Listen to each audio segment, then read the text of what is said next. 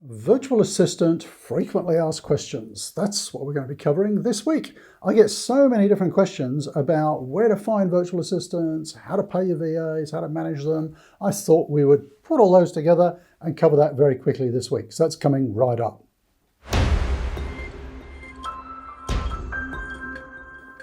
So this week, it's frequently asked questions about virtual assistants, and I get loads and loads of questions all the time, but I thought I would focus on some of the main ones. So let's rattle through these fairly quickly. First of all, where do you find a virtual assistant?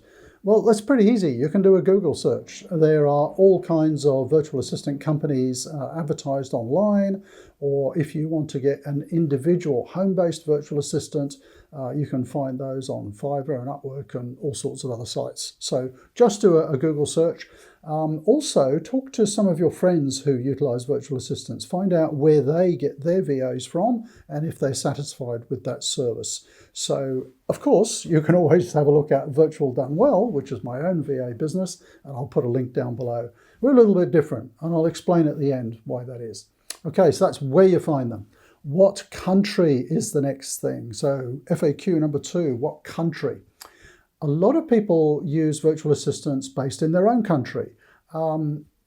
I find that a little bit odd. For people based in, say, the UK or the US or high-cost countries like that, because part of the value of having a virtual assistant is to have a virtual assistant based overseas in a much lower cost economy, so you can save a huge amount of money. I can understand, people want to have similar culture and language and all the rest of it, but I would seriously have a look at that and maybe question your logic if you're only looking in your own country. If you're going to look overseas, the two main countries, I have a lot of friends who have virtual assistants based in Eastern Europe, but the majority probably come from India or the Philippines. How do you weigh up those two? For me personally, the Philippines works better. Culturally, it's a better fit. Language skills are generally better if you're looking for English speakers. And I just find they have a great work ethic and really great people to work with. But India and the Philippines are generally the main countries that people go to. Question number 3, home-based or office-based? What do I mean by that? Well, a home-based virtual assistant is basically an independent VA.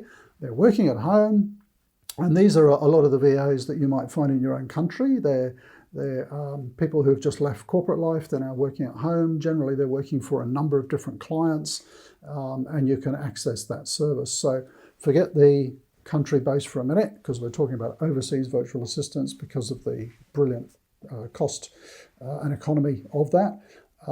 So do you go for home-based or office-based? I've tried both. Personally, home-based didn't work very well for me. I found out that whilst I was paying for my VA full-time, they also had other clients.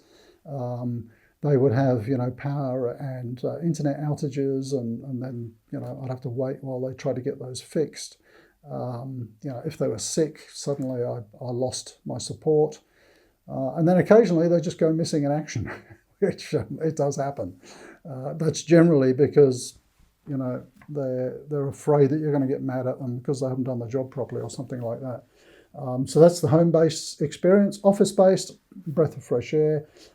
So a company like ours, Virtual Done Well, we have a proper professional office. Our VAs work in there. Some, admittedly, this is January 2021, some admittedly are still working at home, those who've been with us for quite a while. And that, we can trust to do that. They're working at home. But generally, we're an office-based company. What are the advantages with that? They get full IT support, HR support, they get fully supervised, they've got people to help them if they're not sure of how to do their tasks. They've got friends around them. I hesitate to say some very good friends around them. I think we've had 2 marriages in our office so far. But it's just a much better working environment for you, the client, because you're going to get a much better service, but also for the virtual assistant. They're not just out there on a limb on their own, they're supported and have a whole crowd of people around them. So that's the home or office space. What's the cost? The home-based virtual assistant is generally a little bit cheaper, not enormously, because what happens is a lot of office-based virtual assistants then go and work home-based, and they kind of charge the same as the company was charging their clients.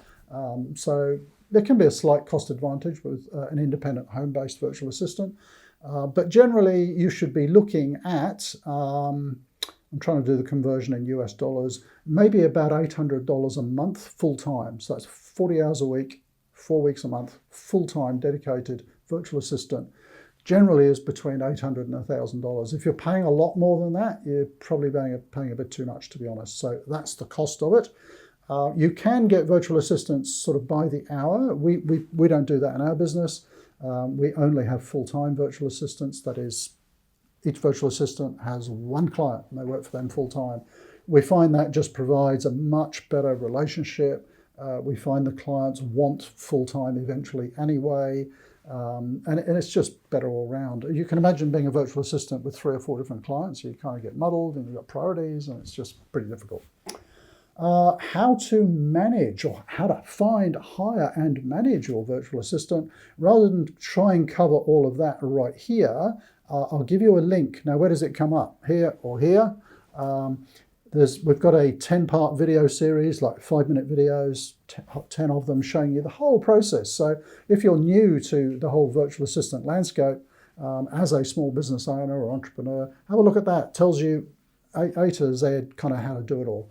And then finally, a question I get a lot is how to pay your virtual assistant. So there's a number of different ways. Because we have a virtual assistant company, everybody is salaried, they all get paid through their bank accounts and things like that. So that's one way to do it. You can do direct bank transfers. Another way that I've done in the past is with PayPal. In a lot of countries, though, PayPal is not widely used. In the Philippines, for example, I think it's quite difficult to get a PayPal account. I was using Western Union quite a bit, but sorry, Western Union, I've had too much trouble with that account. It's just too much drama and I've stopped using that. I'm just trying a new one now called Rocket Reddit, which I think is just Australian based, which is working quite well, instant transfers. You might be wondering, why do I need those if all of our VAs get paid salaries through the bank account? I just use services like that to pay tips and bonuses and things like that. But if you're just starting out with an independent VA, you need to think about how you're going to pay them. So that's how you might do that. Okay, so those are the main questions I have. If you have any more questions about virtual assistants, any questions whatsoever about how to get them, how to manage them, some of the traps, whatever it might be, do please comment down below and I will answer personally every single question, not a problem.